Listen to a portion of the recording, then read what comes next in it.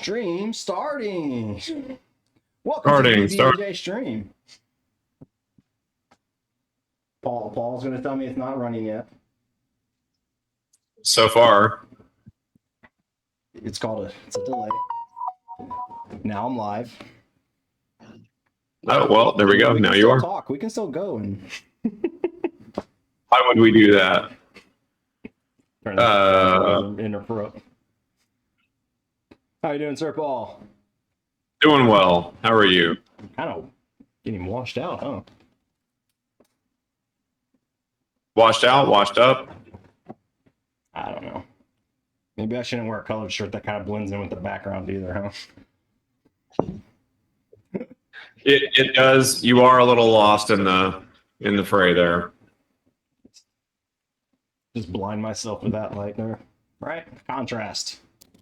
Contrast, always a good thing. Comparison content. I'm well. How are you? Doing excellent. It's I was dealing with some interesting discomfort this morning. I've been working a lot of what I will call soleus calf raises. Okay. So I was doing a standing calf raise machine with a intentional 30-degree bend in my knee or so. So my knees are basically over my toes. Mm-hmm. And then trying to get the heels to drop and then lift up. And for those that are wondering what that does for us, we have two main muscles in our calves, the gastrocnemiuses. I just think that's the coolest name of a muscle. Yeah. And then the soleus, the gastrocs go past our knee and below our heel. And the soleus just goes below the knee and past the heel, if I'm thinking these right. And so by bending the knee, it kind of takes the gastrocs, kind of just shortens them and doesn't really kind of takes them out of the motion, as it were, is how I understand it. And then I get a little bit more activation and working on my soleuses. Well, I don't know if I was thinking right or not thinking right, but I supersetted this my last workout with some hamstring bridges. Mm-hmm.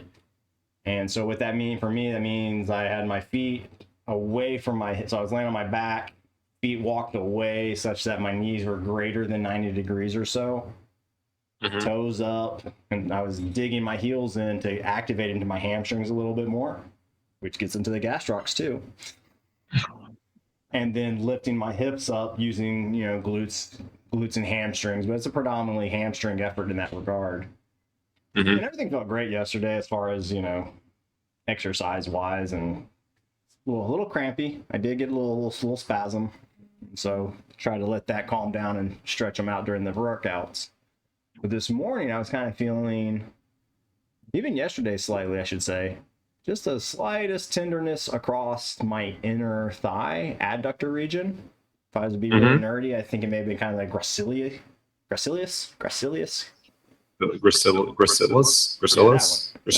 Yeah.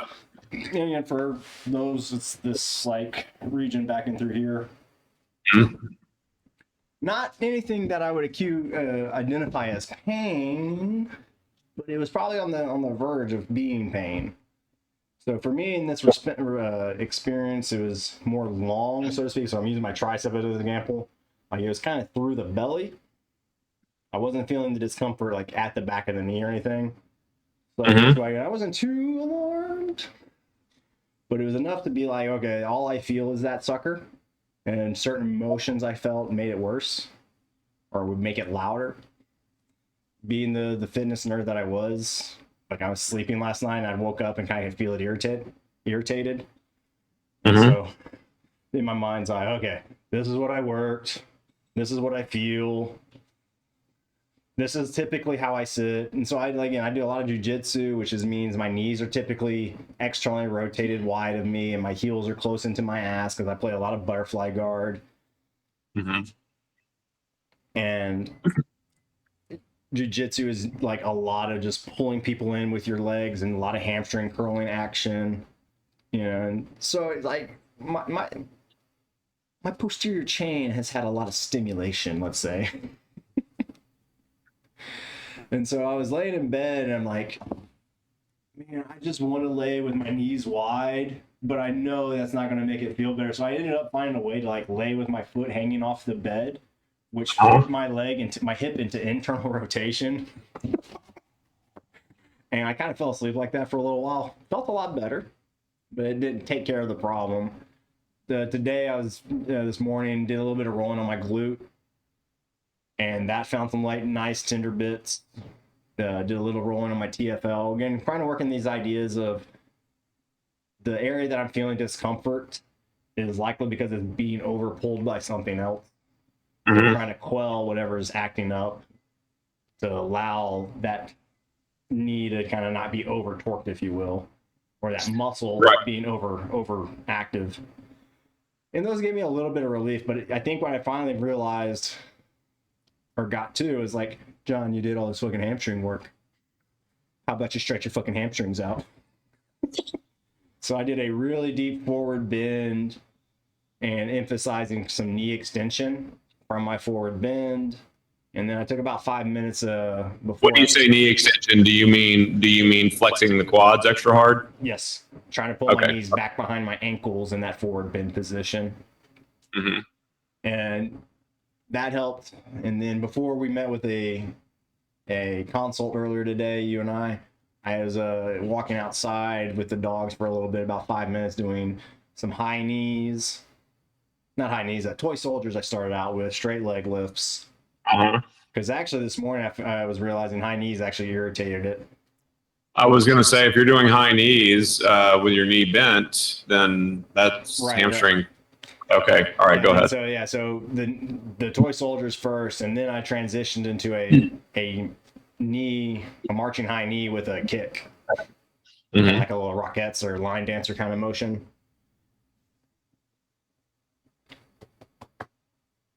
Everything's calmed down now. It's much better.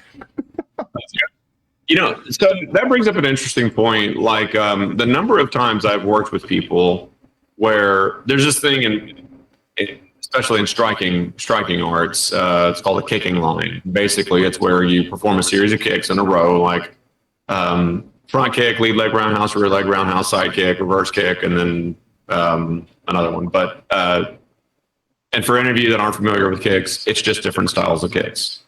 And you perform them all in a row, and then you turn around and you do that with the other leg starting. So every kick gets highlighted or performed by both legs. And the result is that you end up activating all of the muscles in your legs, you know, the internal rotators, the external rotators, your glute, your glute complex, your quads, your erector, your adductors, abductors, and what the hell is the name of the muscle? The hip flexors, your sartorius. The hip flexors, it doesn't matter. Anyway, you end up working them all. Rectus femoris. What's that? Rectus femoris, that's what I was looking for.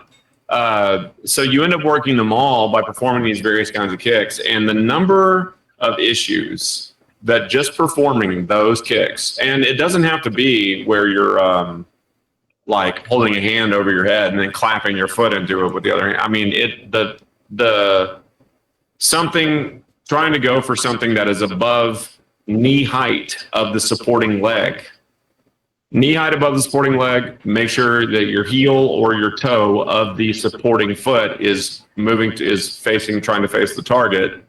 And it is amazing the number of issues that will solve. I mean, truly. Well, I mean, I've always had this kind of theory, if you will, is like we just gently challenge ourselves outside of our comfort zone. Yeah. Right? Like it's amazing to me working with clients how many people can't lift their knees above their hips. Mm-hmm. Right? I mean, they can, but like it is a lot of mental effort for them. That's the arching back. Yeah, that too, right? So, but yeah, and so just trying to, again, even if, again, like you said, we don't have to going out for the Karate Kid championships or anything like that, right? But just like today, as going up and down my driveway, you know, just kind of working that back and forth. I think I did some lateral walking as well. It was kind of interesting. I was doing a lateral walk where I was actually intentionally stepping over, and then the next step I'd step behind. And so again, that sense of just trying, again, our hips are, we call it a ball and socket, right? A ball and socket joint. And so Mhm. again, just trying to get that socket to just express difference and get all the tissues, I think, as you're presenting with the various kicks you're describing, it hits all the things at Mhm. all kinds of different angles. Thus, we're recruiting muscles that may not be as active or get as much love, is kind of how I see it. And it's taking away maybe some of the regular users and letting them have a little bit of a momentary break, as it were. Not probably exactly what's happening, but in my mind's eye, that's kind of what's happening, right? Like we're giving a Yeah, the chance for the most. glutes to let loose for a moment, whereas the glute might just be in this constant contraction. So it gives, again, a little bit of reprieves, and it's like a little system reset, I feel. Yeah, the overused actors can take a little bit of a backseat. I would even encourage, if you find that you can't lift your knee above your hip, right? See what your other ranges of motion are. How high can you lift a leg out to the side without having to lean over? Mm-hmm. Or if you have to lean over, that's fine, but without using your hands for balance. Mm-hmm. Uh, and then see how far you can add duct or AD duct. What's that? Oh yeah, He did a little stretch. did he? Yeah, yeah. He's back here chilling. Anyway, to see what your ranges of motion are, and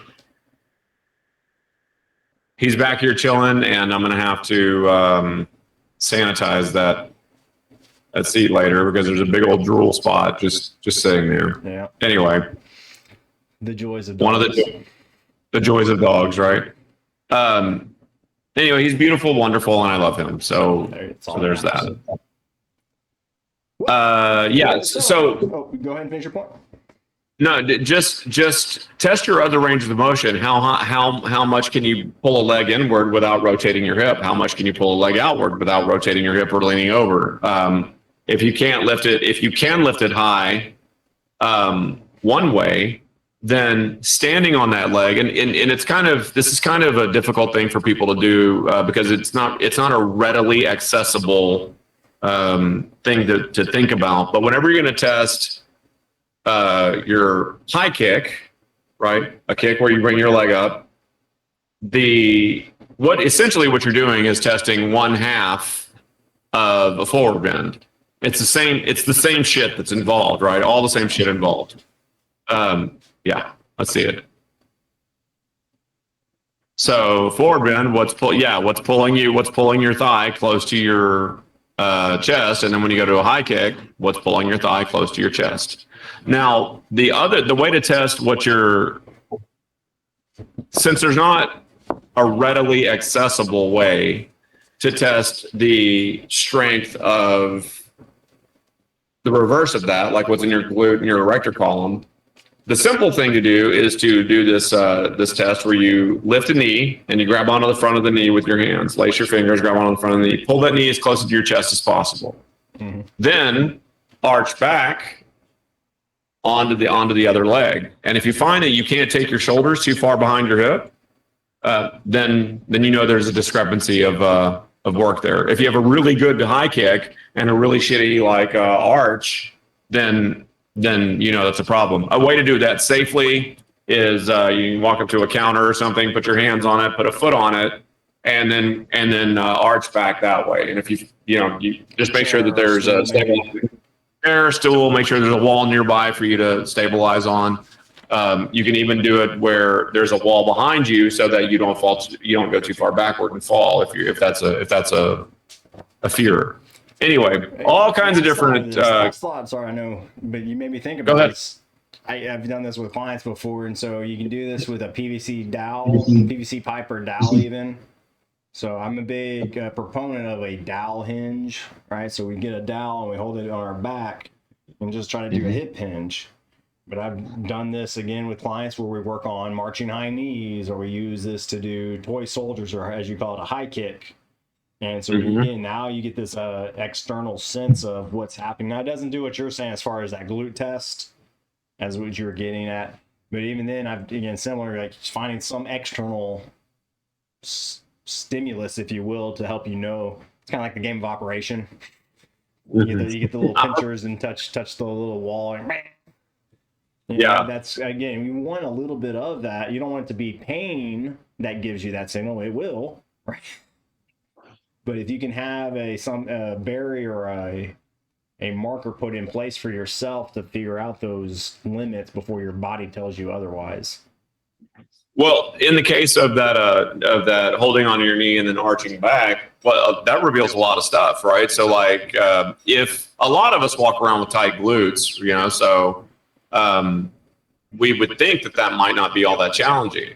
But whenever you go to put your foot on something or grab onto your knee and then try and lift, the natural tendency is for your hips to push forward, so your chest will lift naturally. It will be inclined to lift naturally, and you'll arch back. And so you'll have to account for the amount of weight on this side of wherever your center of gravity is versus the amount of weight on that side of it, right? So you'll push forward and arch back to have that mass displacement be as equal as possible.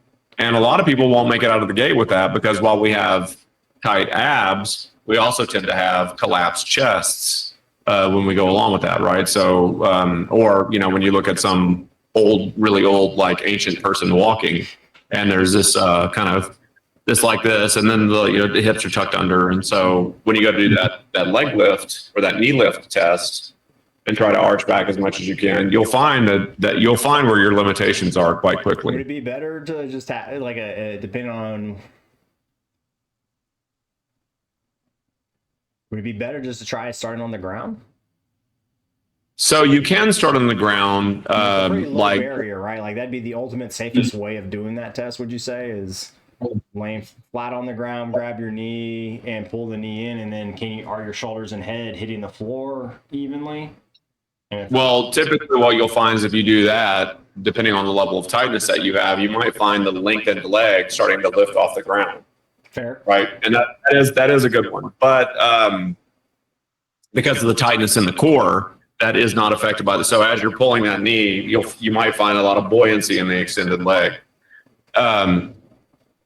Now, all of this brings to mind, regardless of how you're going to get it done, all of it brings to mind the importance of proper cueing. I was going to say everything we've been using right now is various cues, right? Right. And the more specific of that you can, the kind of the holy grail, the big deal about cueing in exercise, and what a lot of people seem to be interested in gatekeeping, like, don't do this instead. As we covered a video not too long ago where a guy was talking about, if you change your hand position to do this and squat, if you hold the dumbbell this way and squat, it'll target this area. If you hold the dumbbell this way and squat, it'll target this area. It'll target this area. The problem was there's no indication throughout that of where you should position your weight in your feet in order to target specific areas. So the cues are half good, right? Like, hold your dumbbell like this so that whenever you account for mass displacement, the weight should naturally tend into this place or this place. That video was actually an excellent video if those cues would have been involved. But there's this obsession, and it really does seem to be an obsession with the shortcuts toward cueing that will just miraculously cover all this shit where you can have as much or I'm sorry, I guess I should say that unconscious bias will all of a sudden just manifest and target all the shit that you're after in a way that you don't have to think about. Yeah. Right? No, I mean, the thing I think of cues as is all we're trying to do is convey an idea. That's excellent. Yeah. Right? We're just trying. So I tend to go to the absurd and the preposterous or the outlandish, because we're trying to give an idea to someone that they're not grasping yet, and something that they're going to need to repeat and be able to get back to quickly, right? And so, like, we're going to talk today a little bit about a cue of pulling your shoulders back and down. I'll cue, like, try to be like your young co-ed getting a free drink. You're who? A young co-ed trying to get a free drink. Right, but the sense of we're trying to, again, lift our chest up a bit, get our shoulders back, and expose our clavicles, if you will. Because it gives an idea, it gives a vision, it gives something for our mind to maybe attach to. saying to pull your shoulder blades together and down, while maybe a very technical cue and a very correct thought pattern, a lot of people just can't feel that back there. And so if we can give them something else to visualize, I mean, that's what a cue should be in, right? It's just a way to help our mind attach to the body to create this movement. And again, with any cue, it can be a bad cue for the wrong person, and it can be an excellent cue for the right person. In the case of pulling your shoulders back and down, the video claims that the cue is bad, right? What video? Oh, we haven't introduced any video. You're right. You're right. We haven't. I thought you just mentioned the video, though. You just said the video. Did I? I thought you did. I don't think I did, but that's okay. We do have a video I think we wanted to share with the community that we came across. So I'll give a little background. Is last week you said the cue. I'm sorry. You said the cue back and down, and then I automatically went to the video. The other important thing there is that you can go fuck yourself. So that's really what we need to talk about. That should be the whole subject of the whole thing, is how John can go fuck himself repeatedly and violently. Anyway, go ahead. That's right. Go ahead. So the setup of the video, I was being a good degenerate and scrolling around on Reddit, and I came across a fellow Redditor who is very perplexed about the cue back and down, the shoulders back and down. And the video they had come across was provided by a channel named MSK Neurology.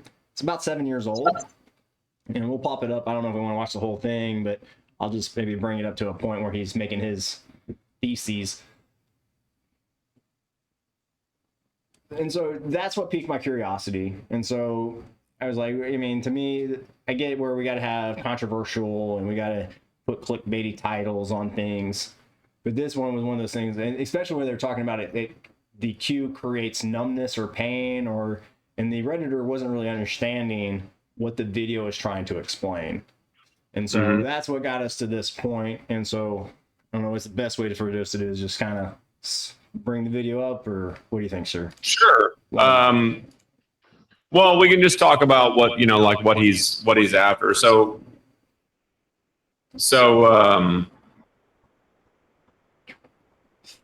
yeah. Yeah. So this guy is kind of talking about how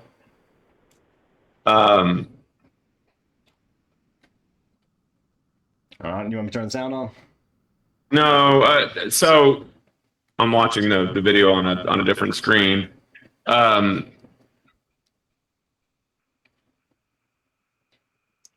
again, so go ahead. He's talking about how people, when they do this down and back, will get a brachial nerve impingement, and thus it'll start creating numbness down the arm or elsewhere in the body. And then now he's kind of just demonstrating his argument using two anatomy models. And so right here we can see in the, get to use my new toy. Maybe. Should let others annotate too, John. Let's see if it works. Oh. Nice one. Oh, we gotta get disappearing ink off though. Gotta turn off the disappearing ink. Let's see. I think the disappearing ink is okay. All right. So right here, we can see he's talking about this clavicle, collarbone coming across, and his thesis or his argument for why this cue is bad is this thing ends up pushing back into these nerve endings that we see back through here. And anytime you do get impingement or a squeezing on those, like we'll sense it. You could also be potentially anywhere there's nerves, there's going to be major arteries too, right? And so you're going to have major blood supply going through there. So one of those two is going to be getting pinched on, and so it can create a sense of numbness, tingliness, that kind of a sensation. And as soon as that clavicle comes off of there, that sensation goes away pretty damn quick, right? If you fall asleep on your arm, in a really awkward position, or you sat in a weird position, or someone falls asleep on your arm, right? Like your arm goes numb and tingly because it's going dead, right? As soon as the person Yeah. gets off of your arm, or as soon as you make the adjustment, the blood flows back, the tingly sensation kind of comes back, but then everything's normal and right as rain. Mm-hmm. And so again, I'll be honest, I got to this point in the video and I ejected. So the deal there is that, you know, while this this person, I mean, it's well intentioned, and for some people, it's not that the cue is inherently, or that the advice is inherently bad, because it is trying to alleviate a common symptom that a lot of people experience, and it's not because the cue is bad. It's because of our patterns and habits and the things that we manifest consistently, and consistently over whatever period of time, end up leading to certain habituated patterns. So, for instance, if I am, if you've ever watched an old weightlifting competition before guidelines were changed, especially on bench press, right? When people were going in for I get a picture of for it. like really heavy lifts on a bench press, there was this thing that before rules were changed, and they were only changed, I think it was last year. Was it last year? Or maybe it's been a couple years, but last year or the year before or something. So you'll notice that there is something that is really, really profound on these lifts, and that is that a person backs up onto the bench. They put their feet alarmingly close to the space where the weight is racked, and then they reach behind them with a hand and then do this really insane back bend to then get under the weight. So the chest is really arched. So the back is arched, the hips are up in the air, and then the lift. So this is John Taylor's strength.uk. But again, to your point, right? We can see exactly what you're talking about. Right. How this the annotate, that's not important. Whatever. How this this person's heels are almost directly under their shoulders. Right. Oh. And then you have these heels that are almost directly under the shoulders, and then you have this flaring of the chest, that is where the chest is really, really profoundly lifted. Yeah, I would even say probably a little closer to the shoulders than that. Mm-hmm. But where the chest is really profoundly lifted, the ribs are lifted. So you have the shoulders back, down and back, and you have the chest arching like so, with the back, with the spine pressed forward. And as you have the shoulders down this way, mm-hmm. and back this way, and as you're going to perform this lift, you are essentially trying to force your shoulders out of socket. And to some degree, right? Yeah. And so here, keeping the shoulders back and down, right, and not allowing the scapula to move freely, so that the shoulders can essentially keep their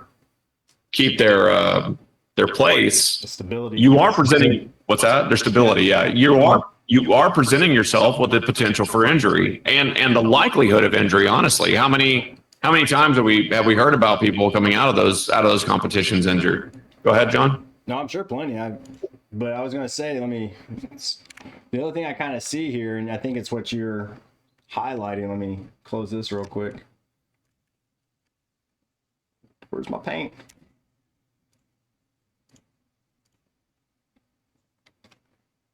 Show my screen anyways.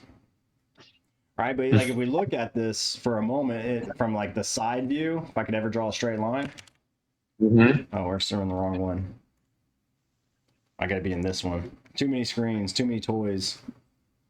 All right, but if we look at it, we got the straight line of the bench, let's say, but then the person's head is like here, and they're having to arch their spine, like you're saying, in that manner.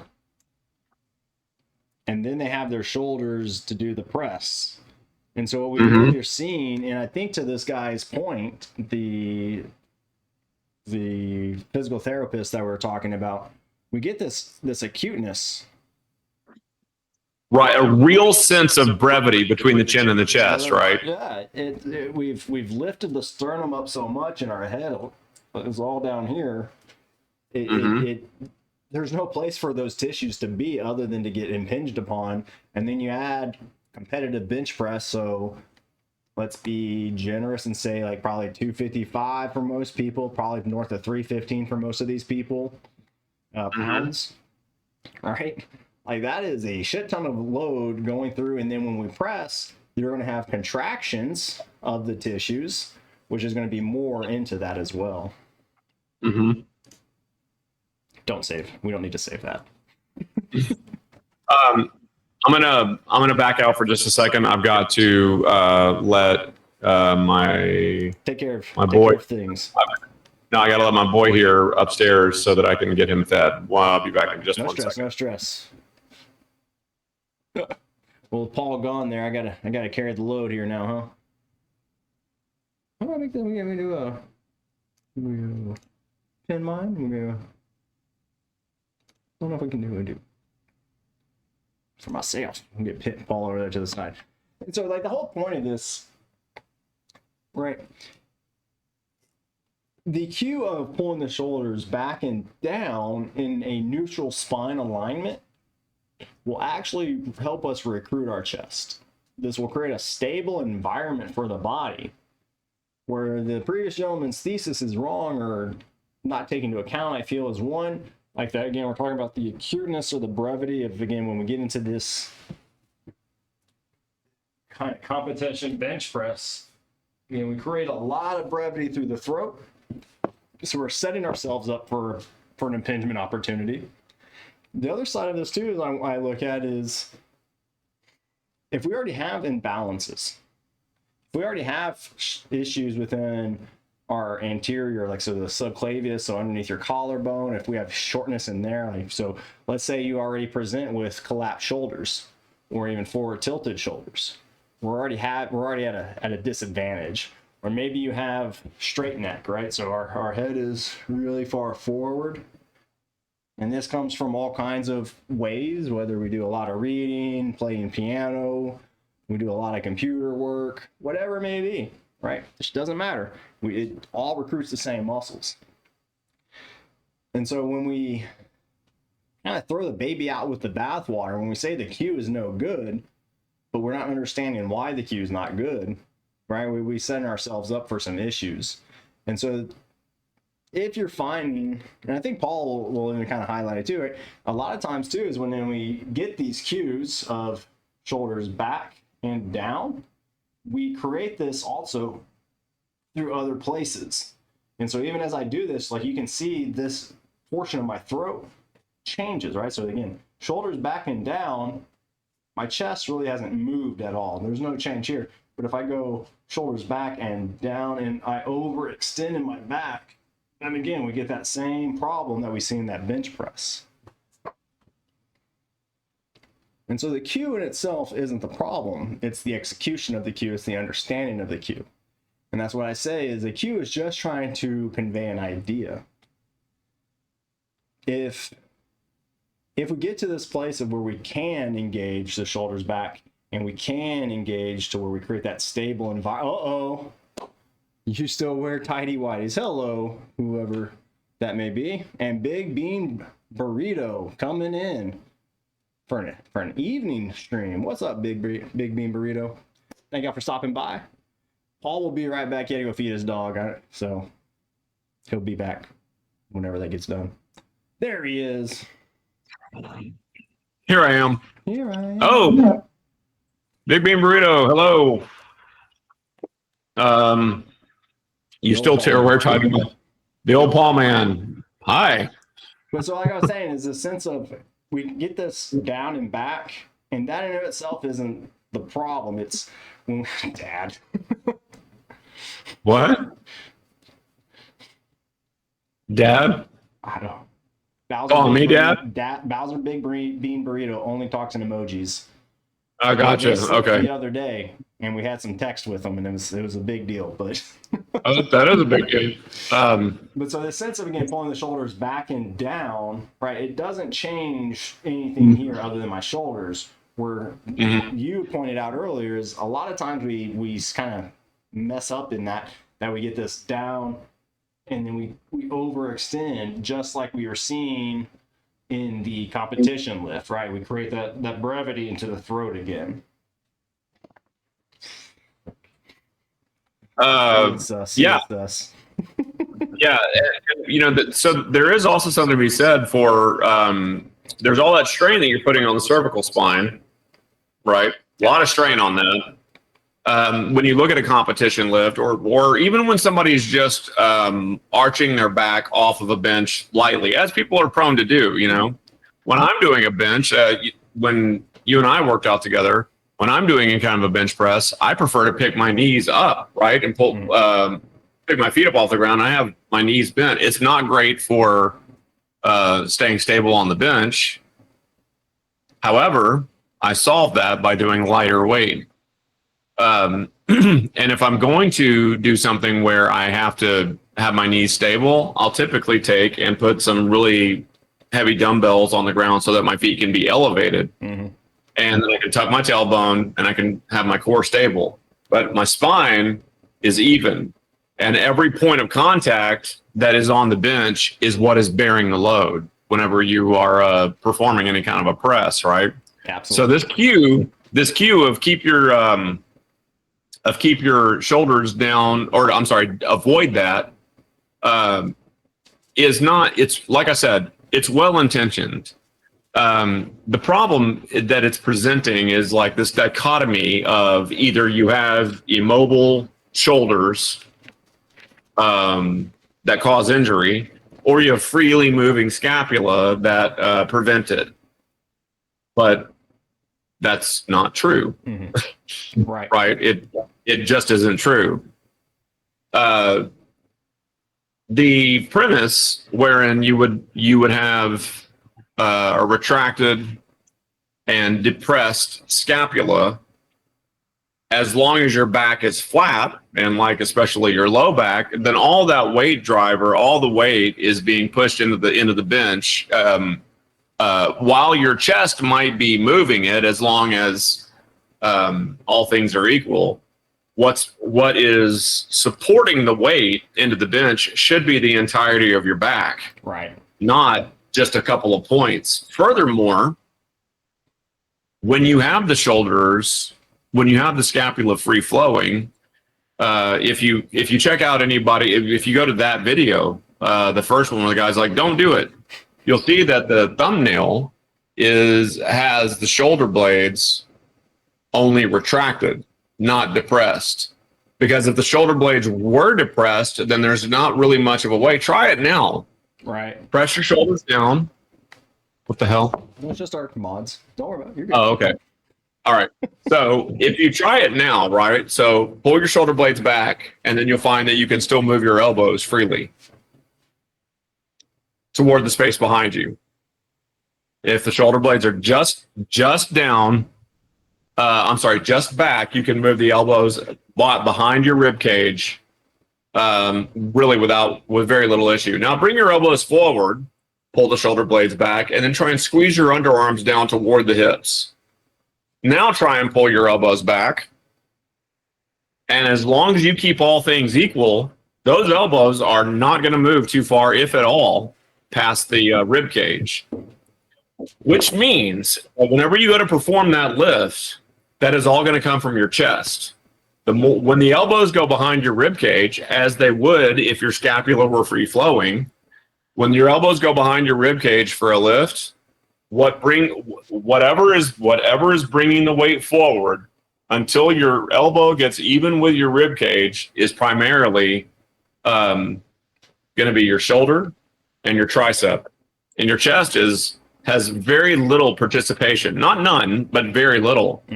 And until your elbow gets to that position, your chest is not taking over. So Now, the one caveat Again, I would put to this, right, is, it's not, I don't think it's wrong to explore and challenge our bodies in that position. not at The all. caveat is if you are going for a max lift or a max effort kind of a deal, you're gonna, or let's say you want to see the biggest numbers you can put up on the bar or the bit on the bar for bench press. You are just, if you try to allow, like you're saying, the free flowing, you're trying to tow with a little Toyota Camry or something, right? But if you're trying to actually tow something of some significant mass and weight, you're going to need some big, F-350 truck or something that's got a big block diesel engine and all this other crap in it. So that way it has the force and the strength to carry it. And so when we use the bigger engine, right, that's going to be our chest muscles. And if you don't think your chest is the bigger muscles of the two, right, just look how big your shoulder is and how big one's chest is, even if you don't work out that often.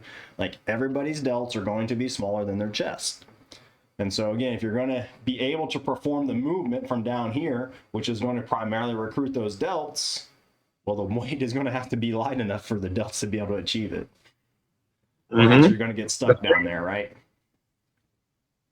That's right. And then that becomes a different type of video. Yeah, you make it on the fail army or whatever. But so what you're really after, right? The way to go about that is to develop a conscious bias toward the chest. Now, all the cues in the world, all they are ever trying to do is, and we covered this in a previous video, the more you can make proper recruitment and unconscious bias, that is a tendency toward the recruitment of whatever without having to think much about it, the better. That's great. Right? That's fantastic. It's what we all would love. But the reality is that very often, until it becomes second nature with a lot of practice and repetition, you're going to have to rely on conscious bias. Yeah. Like we just demonstrated with shoulders down, shoulders back, and don't arch your chest over much. Yeah. Let's talk about that. One last thing to mention on that. If I go into this and I have my shoulders down, my shoulders back, and then I try to bring my elbows back, I can't move them too far back. If I go and I lift my chest, now I'm able to do that far more readily than I ever was, and it's going to introduce all those same problems that we talked about earlier. Conscious bias has to get it. You have to understand what you're recruiting before that, and the only way to really get at that is to make sure that you're following proper cues and understand that there are no shortcut cues. You only can unconsciously bias that which you know exists and you have assigned to so much repetition and so much recruitment and so much familiarity that it can take over. If you think that's impossible, it's not. We all do plenty of shit with unconscious bias toward optimization all day long, right? Like all day. Just humans. Anyway, so that all that being said, and if y'all got the questions, real feel free to holler at us. Yes. Big Bean Burrito. We'll figure out your questions if you ever have any. Yeah, I'm not really sure. I'm not emoji savvy enough. I don't know. He just whatever makes him feel good, I feel. And now you have talked to this person as much as I'm like talking via to him text. now. Okay. Yeah, okay. They're fun. It looks like he's typing something, so he's just we're typing, and then a flexing arm of something or whatever. So Okay. The mind sees what the mind wants. Okay. I guess maybe it's an interpretive thing. All right. So it's like my dancing. But anyway, so if y'all got questions, feel free to holler at us. We do have a couple of questions that we have gotten that we're going to kind of go over today, and maybe there's things I normally use this camera over here when I'm on stream without you, Sir Paul. So I keep looking at this one, but there's no one there. Anyways, so if you got any questions, feel free to hit them up in the chat. But one of the things we commonly get asked, or I think is just a general concern of people, is why am I not seeing any progress? To which I always ask, well, how long have you been looking? That's my first thing, right? Like, if one of my favorite things to see is I go to this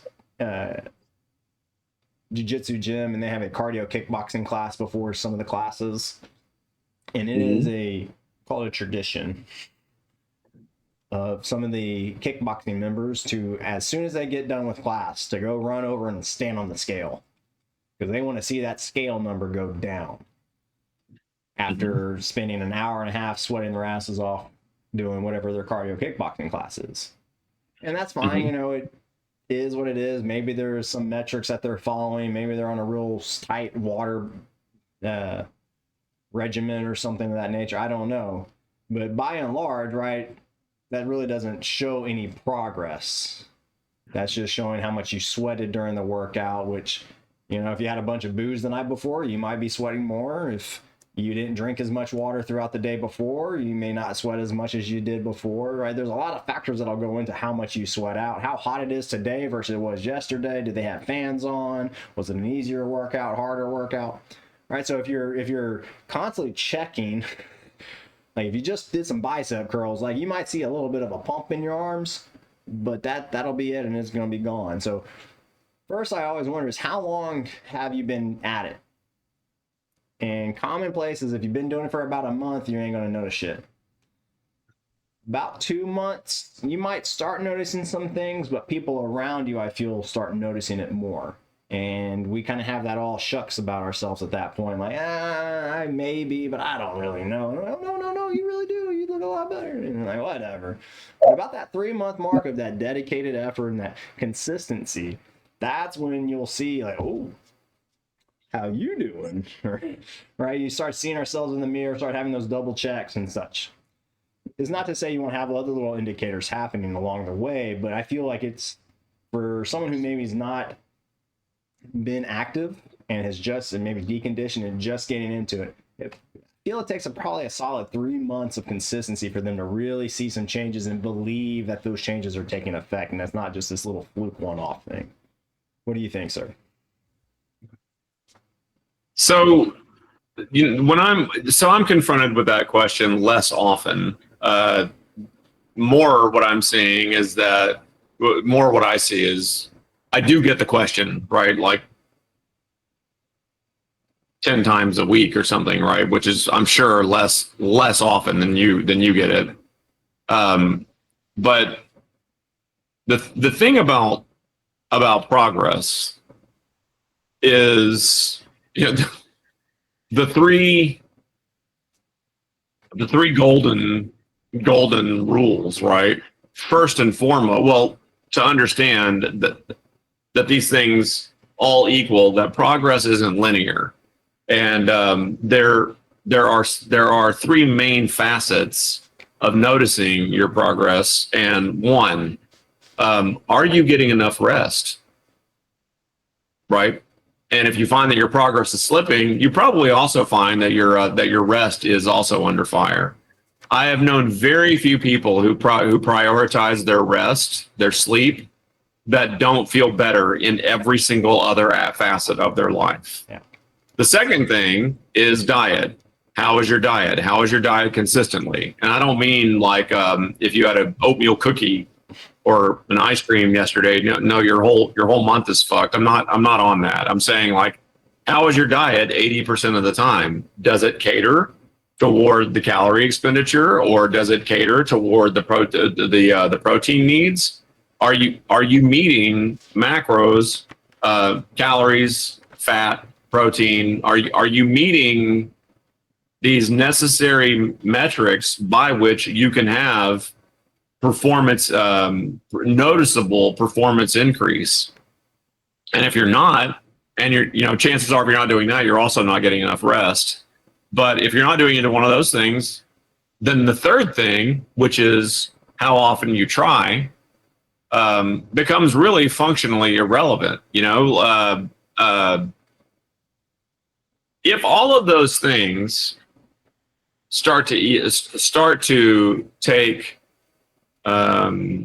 first row importance for you, then there's very little chance that you're not going to notice progress, and in areas where you didn't think you would know, where you didn't think to look, are you sleeping better, right? The more you prioritize sleep, the better that you eat, the more often you move, you'll find that the better you sleep, the more often you move, right? Yeah. Like the better you want to eat because you feel better. Um, you'll notice that you feel better, you're sleeping better, you're moving more. And we think of those things as byproducts or something, right? And they're the whole thing. It's it's it's worth tracking and it's worth paying attention to because you're not going to notice progress without it.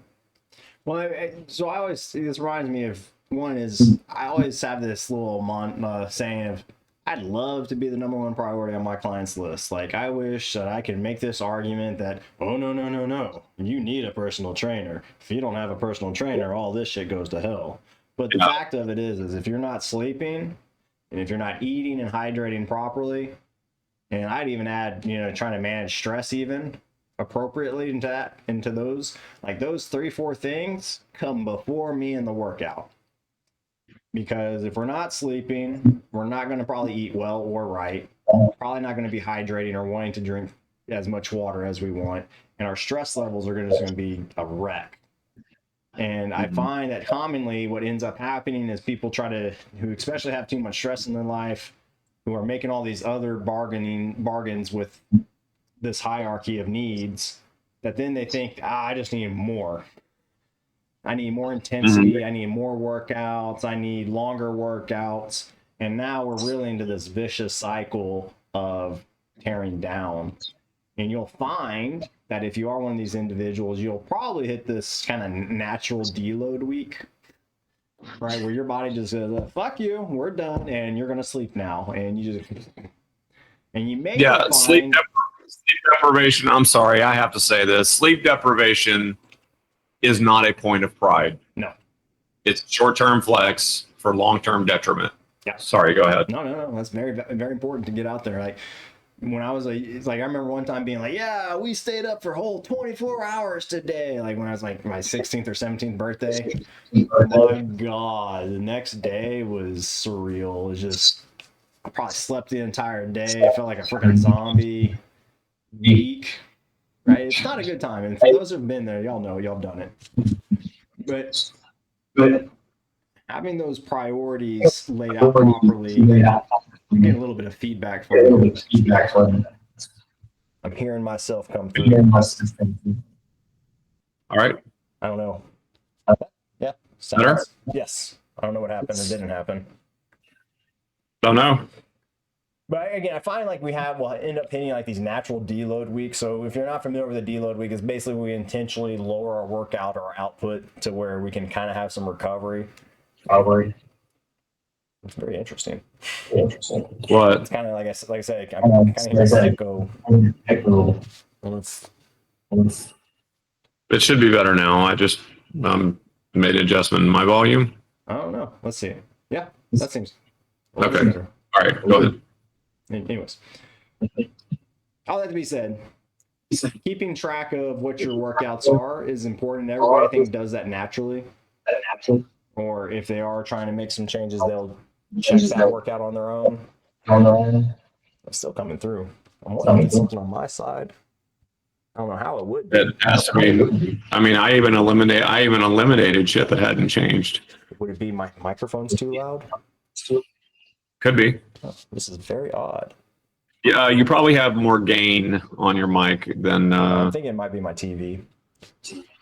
Anyways, I think it's better. Yeah.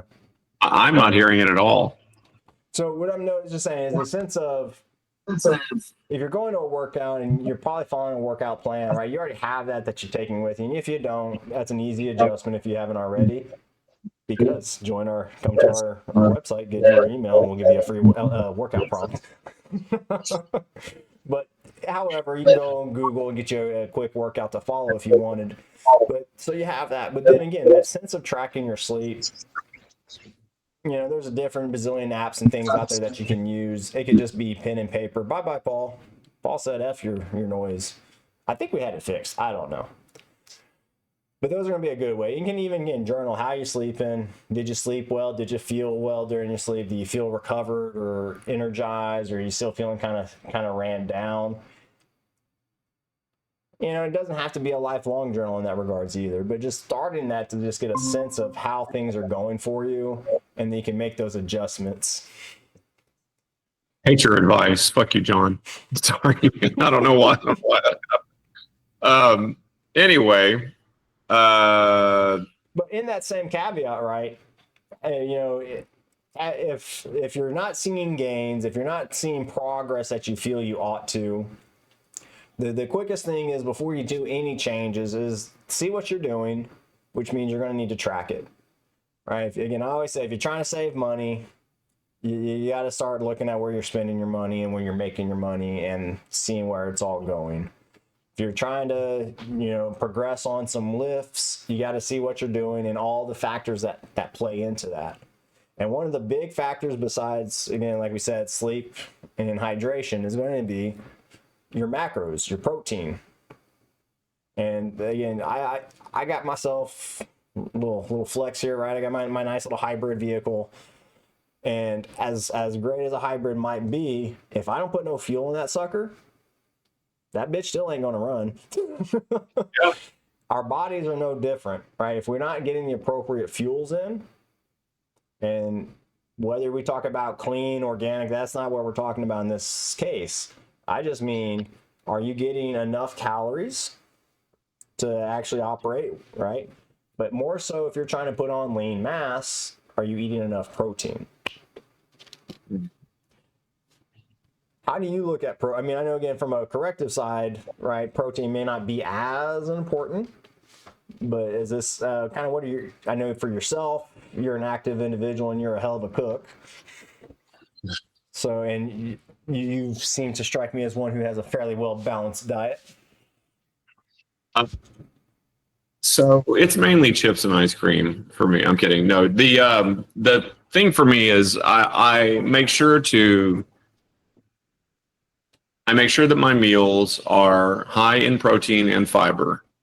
If I do that, the fat takes care of itself, the calories stay low, and then the carbs come naturally because I eat fruit and I eat very little processed kind of carbs. So I stick to fruits and vegetables and stuff like that. So high protein, high fiber, carbs take care of themselves.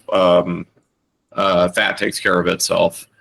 And that's really how I go about it. If I happen to, you know, I'm half Mexican. I make chips and salsa. I mean, I make salsa all the time. I make guacamole all the time. I mean, it's like shit I grew up on.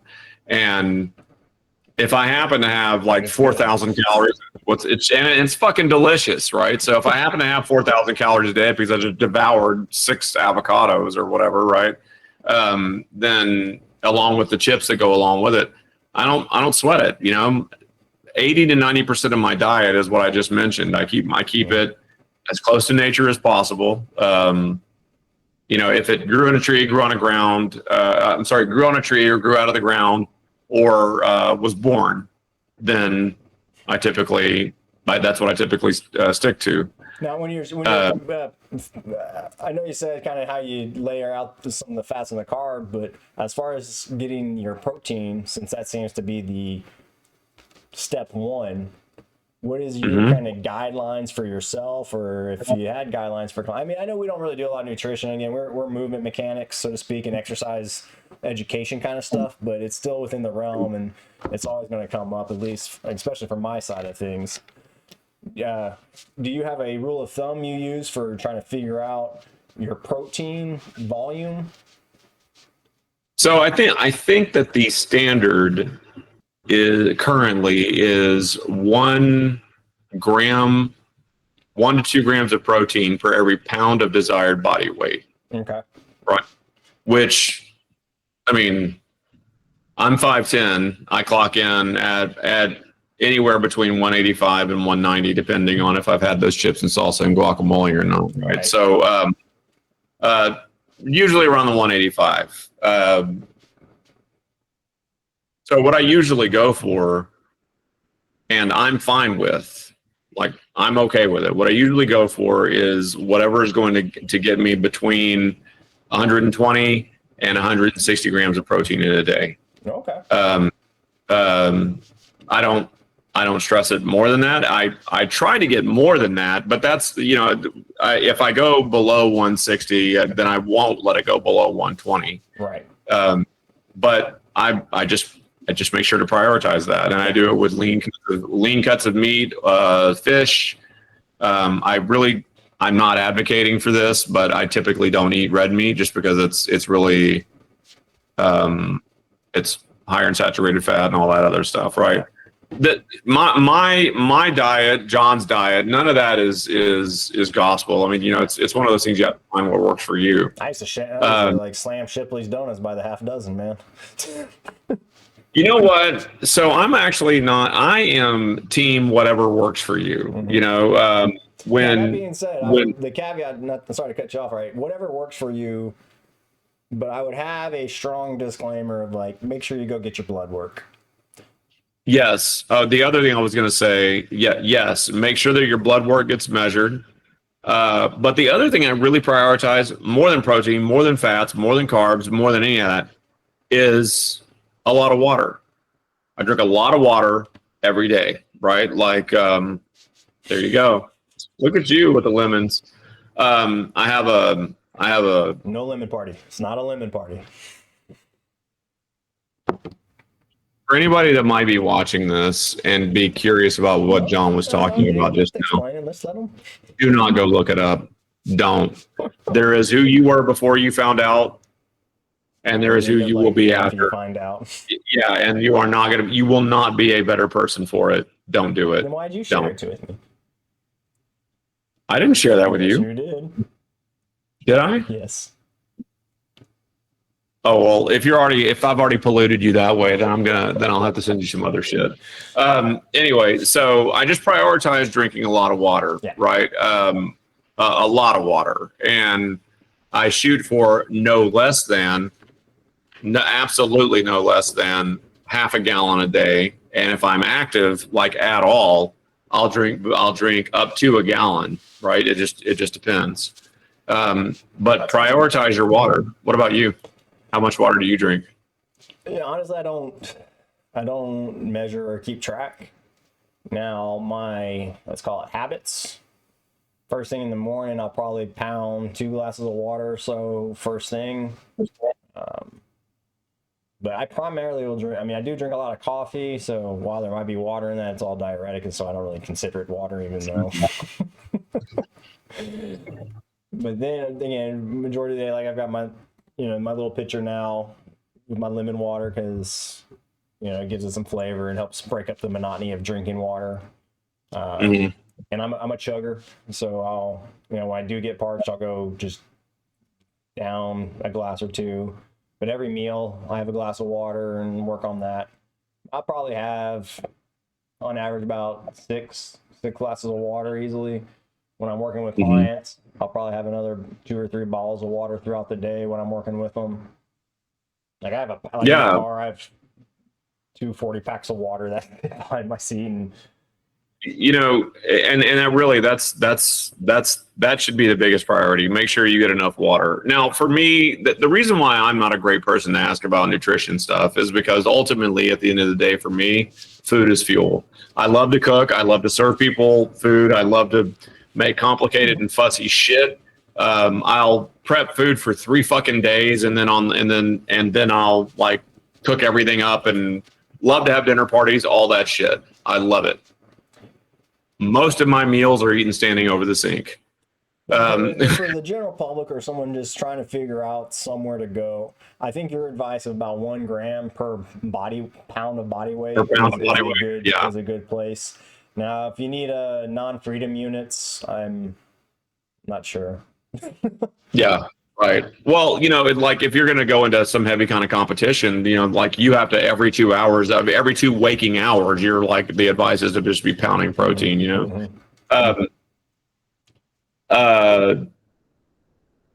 The thing, well, I guess this is another question, right? That we get a lot, like, that I get a lot. How do I stay motivated? Yeah. Right. And people, I don't know what your thoughts on this are. Actually, we've never discussed this before this moment. Mine are that you stop making motivation your reason for doing things. Yeah. Because what comes after motivation, what comes after inspiration is the entire rest of your life, right? Those are really, really little bitty moments in a lifetime. And when your motivation dries up, and it will, what's left? Yeah. So I prefer to encourage people to make decisions. And when you make a decision to do something, right? Like picture it this way. We've all made a phone call that we didn't want to, right? We've all had a conversation that we didn't want to have. And we all decided that there was a time that we were going to have to do that. Now, whether it's like a breakup or a difficult call to a family member, or having a difficult conversation with your kids, or like at work, or whatever else, we've all had to do that. And furthermore, when we decide that we're going to do that, we really let very, very little stand in our way. Yeah. You got to make a difficult you got to have a difficult conversation or make a difficult phone call, and you decide that you're going to do that tonight. And then quite often somebody will, hey, you want to go out and I've got 2 tickets to this fucking amazing fucking jet setting week. And you go, no, I can't. I got to take care of this. Mm-hmm. Right. You made that decision. And that's what I generally encourage people to do, is make a decision.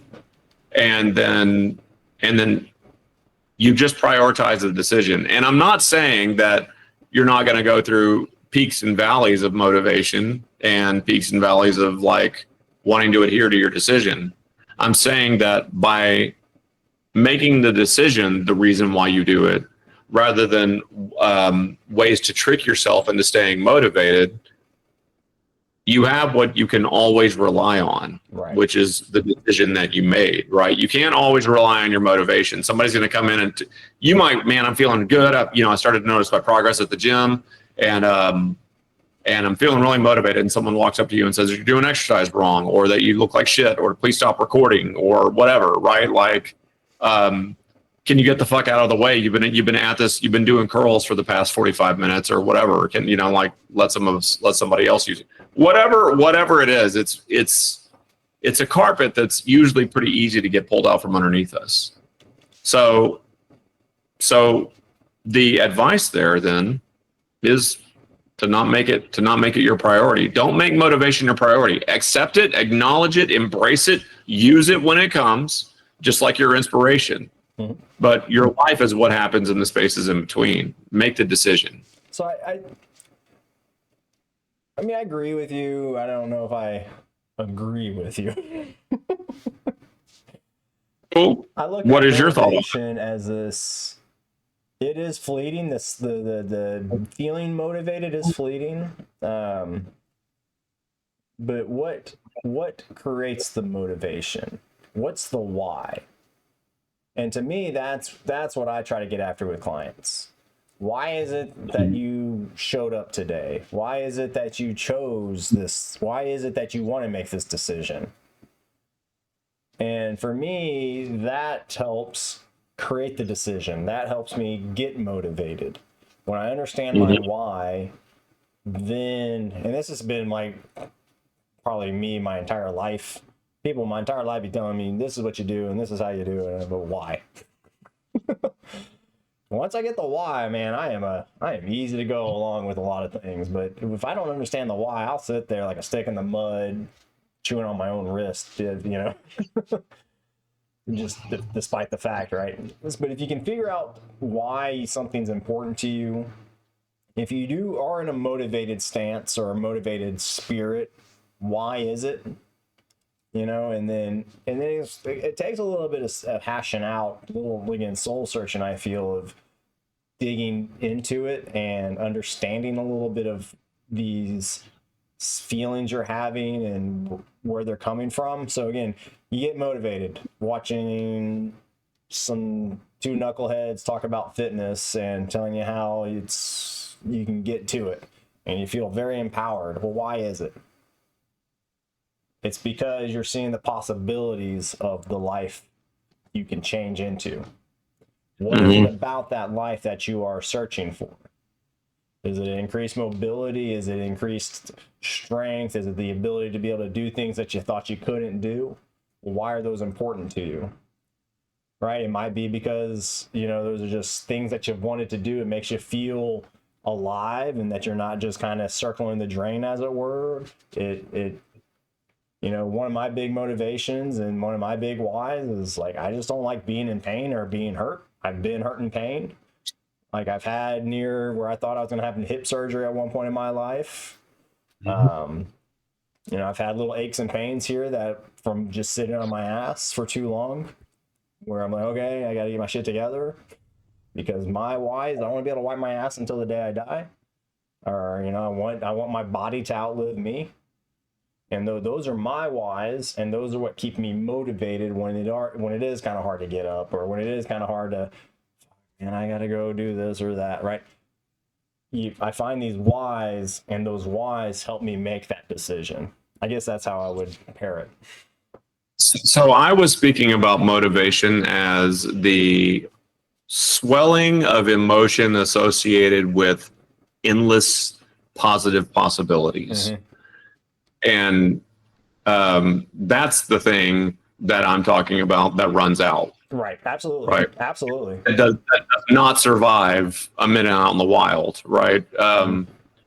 But the why that you're talking about, that is why you make the decision, right? You make the decision because of that why.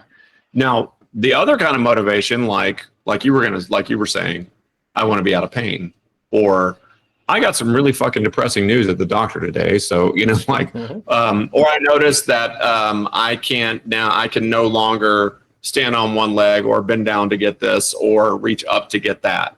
I can no longer pick up this thing that I needed to pick up.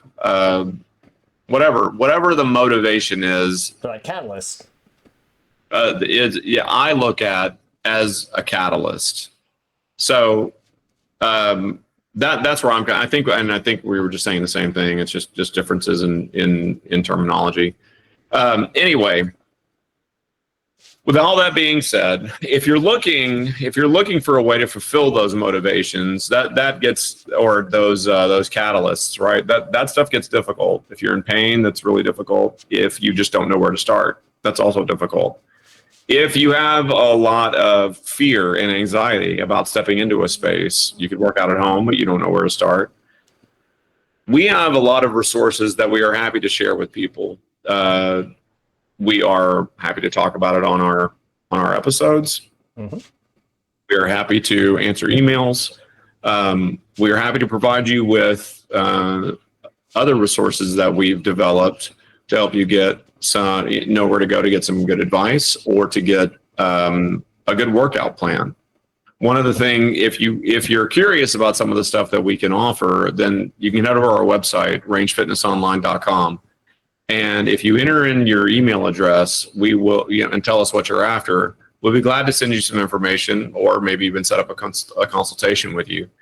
The other thing is that if you're looking for a way to start, right? Let's say that you're medically cleared and you feel generally capable, but don't know where to start and are nervous about or unable to retain the services of like a personal trainer, or don't have someone who's knowledgeable that you can work out with. Go to our website, sign up for our email list, and if you request it, we'll send you an AI prompt that we developed. We worked on curating an AI prompt that we will supply you with. You can put that into any AI, whatever your preferred one is, and it will spit you out a curated workout protocol or workout program based on the information that you supply it with. It'll ask you questions on the prompt asks you questions about what you have available, what as far as resources or locations go. It'll ask It's you. kind of like it's more like I would say more of a worksheet almost versus a prompt in one Right. sense. In Right. that you'll have to go through the prompt and put in some maybe make some changes if I'm remembering it properly. But then again, yes, to your point, it'll can get the more detailed information you can provide in the prompt. It'll give you a more personalized workout plan within its limited base, as it were, right? Again, you got to keep in mind, Yeah. right? This is not replacing a human by any means. It still has the potential for errors or hallucinations, but we have done everything we know how to minimize and make it as effective for someone. And again, it might save you $20 to $300 depending on what kind of workout you might buy off the internet and whatnot. And it's Right. a really low risk, high reward type of thing for you. So Furthermore, if you use the prompt and you don't understand some of the exercises, you can contact us if you need some clarity on how something is supposed to feel, or how to recruit a conscious or get rid of an unconscious bias toward something. Let us know. If you want to share the workout that you were supplied, and we'll be glad to work with you on it. And it also helps us develop and refine the prompt for people that are going to use it in the future. Anyway, we've got big things happening on our website behind the scenes, stuff that we want to grow and share and help other people benefit from. So whenever you get the chance, please head over to our website, rangefitnessonline.com, and give us your email address, and we'll never sell your information. We just want to have a way to let people in our community know what we have going on, and perhaps give them a helping hand. And until then, and in the meantime, well, that's it for tonight. Thank you, Big Bang Bowser Burrito. And we had You Still Wear Tidy Whities that came by and said hi. Thank y'all for stopping in. But as always, stay mindful as fuck. and don't compensate. We'll see you next time, Sir John. Take care, Paul. Be well.